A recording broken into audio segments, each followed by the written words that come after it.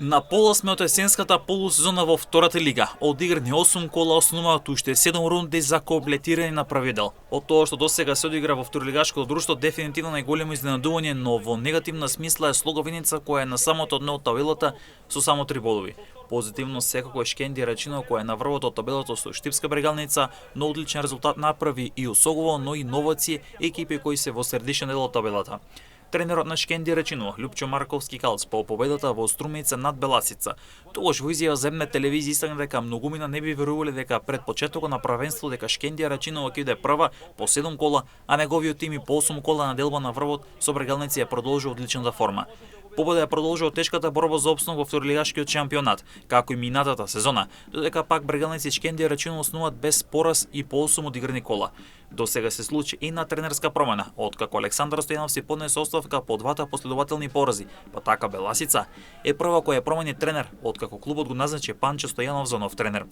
Слоговиница до крајот ќе се соочи со Кожув, Вардар Неготино, Брегалница, Новаци, Каменица, Саса, Преспа и Охрид. Но овие 7 надпревари. Тимот од Виница, кој го води штипскиот тренер Емил Грнев, ќе мора да собере што е можно повеќе бодови со цел да остане во реална трака за директен опстанок, бидејќи Слого има 10 бодови негатива од 8-то место кое води кон директен опстанок во втората лига. Во таква ситуација тимот на Големо Конјари преспотресен со тоа што тимот од Виница има поголем квалитет во своите редови, а мерило ќе биде соочувањето на Преспа и Слого Виница во ресен во рамки на 14-тото коло.